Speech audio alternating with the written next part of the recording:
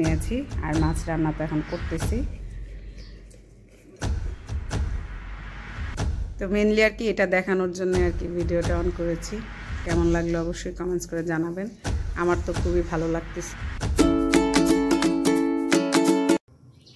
আসসালামু আলাইকুম, স্বাগতম কনক সুমন ব্লগসে। আশা করছি সবাই ভালো আছেন। আলহামদুলিল্লাহ আমরা ভালো আছি।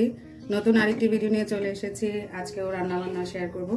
তো এই তো আজকে রান্না করছি করলা ভাজি নতুন আলু দিয়ে, নতুন আলু আর এই তো করলা। এটা এখন কিন্তু শীতকালে কিন্তু করলা একটু তিতা বেশি লাগে। আর এই তো বেগুন, সিম, আলু দিয়ে ইলিশ মাছ রান্না করব। তো আগে করলাটা ভাজি করি, তারপরে মাছটা রান্না করব। তো সেজন্য কড়াইতে তেল দিয়ে দিয়েছি। তো প্রতিদিনের মতন আজকে যা রান্না করছি সেটা আর কি শেয়ার করবো আপনাদের সাথে।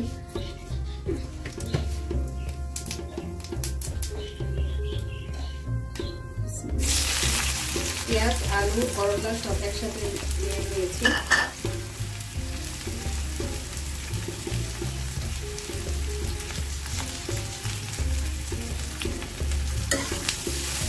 সেদিন করলা ভাজি করেছি, এত ভালো লেগেছে। তো এই জন্য আজকেও আবার করলা ভাজি করছি।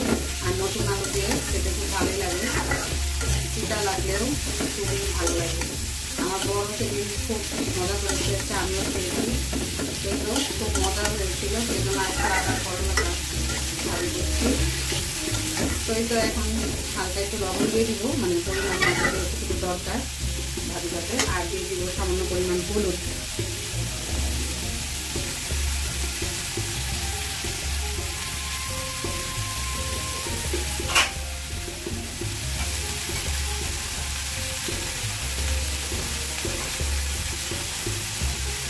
বাইরে গিয়েছিলাম, এখন আসলাম, এই জন্য রান্না করতে একটু দেরি হয়ে গেল।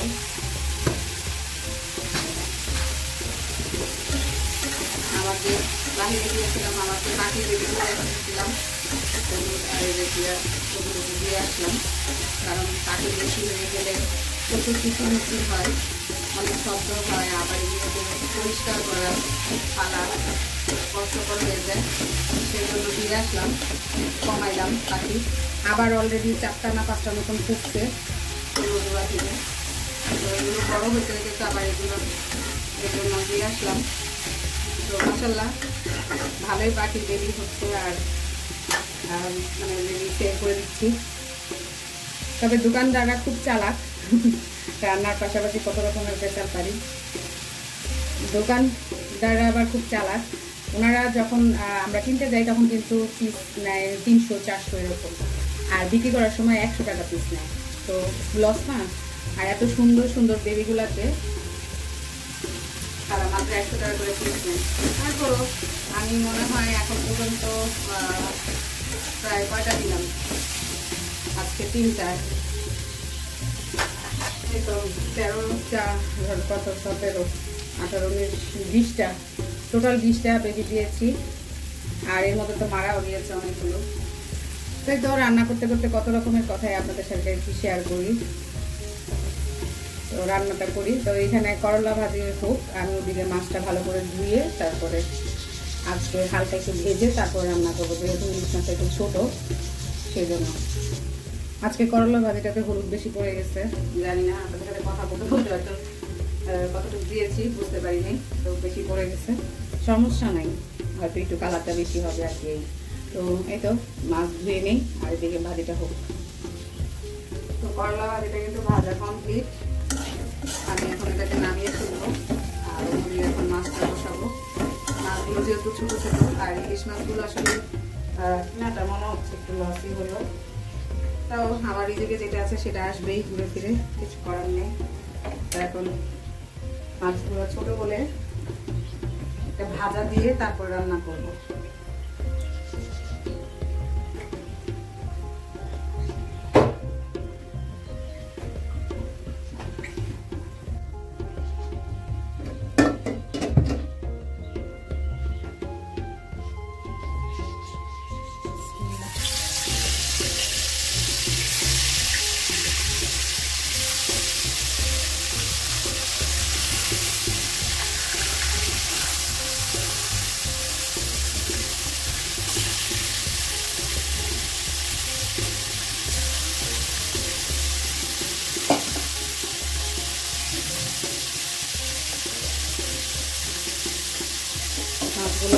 মতো।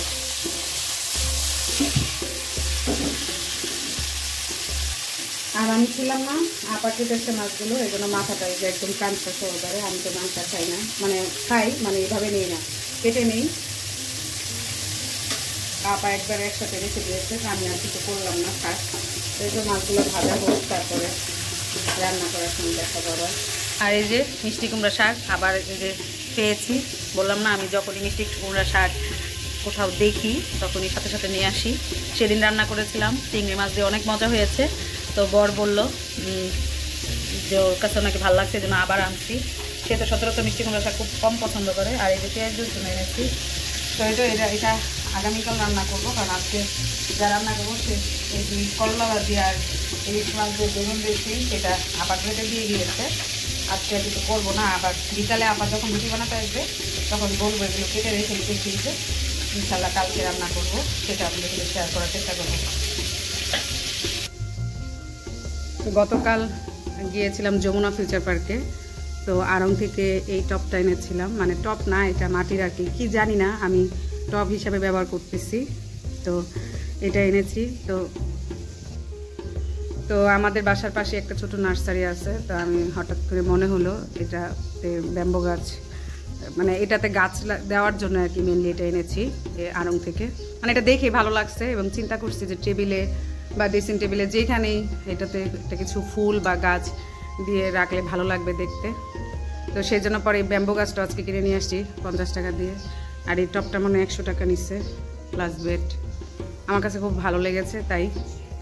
আর এই তো গিয়েছিলাম লারিবে, আমার জন্য একটা শীতের ড্রেস এনেছি। পাশাপাশি এই যে প্লেটগুলো আড়ং থেকে এনেছি, আমি আর আমার বরের জন্য 2টাই এনেছি।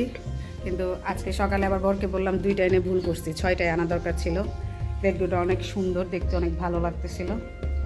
আর এইটা গতকাল আমি হঠাৎ কেন যেন মনে হলো একটু বাটিতে নয়নতারাগুলো ভিজাই, এত দেখতে ভালো লাগতেছিল তাই এই জন্য আর কি ভিজিয়ে রেখেছি।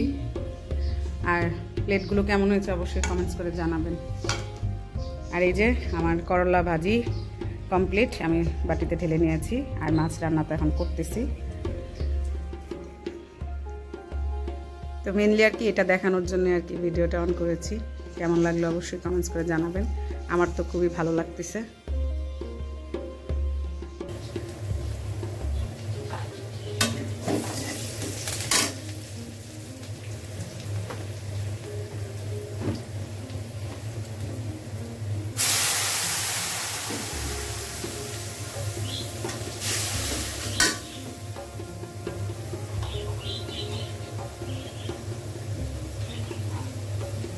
ইলিশ মাছ যেটাতে ভেজে নিয়েছিলাম যে তেলে, সেই তেলটাতেই পেঁয়াজটা ভেজে নিয়েছি। আর আমি তো ইলিশ মাছে তেমন মশলা খাই না, শুধু ধনিয়া গুঁড়া, মরিচের গুঁড়া, হলুদের গুঁড়া, লবণ, এই 3টা মশলাই শুধু খাই। তো আমি দিয়ে দিয়েছি মশলাগুলো, মশলাটা কষানো হোক।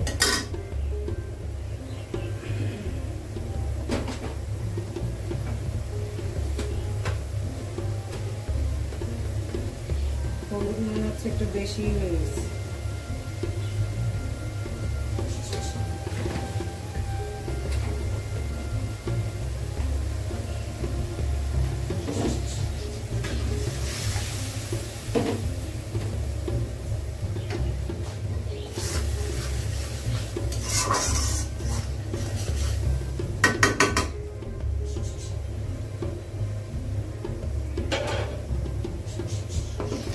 টমেটো দিয়ে দিলাম, টমেটো কাঁচা মরিচ মশলার সাথে যেতে।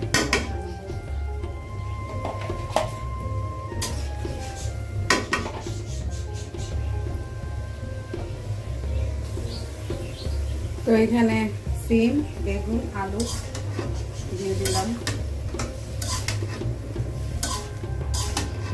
এগুলোকে এখন ভালো করে কষিয়ে নিব।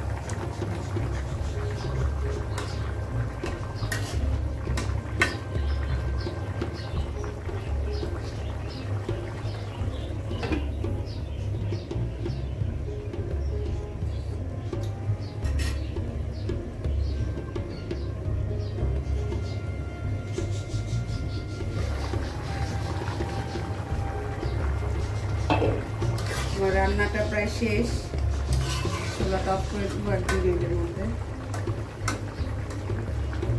লবণ দেখলাম, তারপর সব কিছু একটু, আজকে মনে হয় একটু হলুদটা একটু বেশি হয়েছে,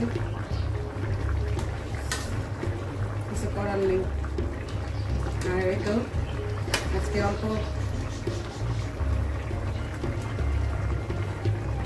অল্প দিয়ে চালাই দিলাম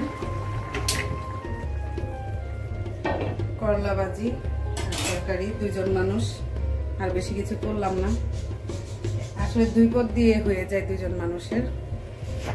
ক্যামেরাতে যেন কেমন একটা কালার আসতেছে, এই যে এখন ঠিক আছে, এখন একদম মাছের মানে তরকারি কালারটা একদম সুন্দর পারফেক্ট হচ্ছে।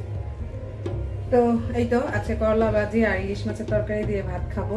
আর অনেক কথা তো আপনাদের সাথে শেয়ার করলাম আজকে রান্না করতে করতে।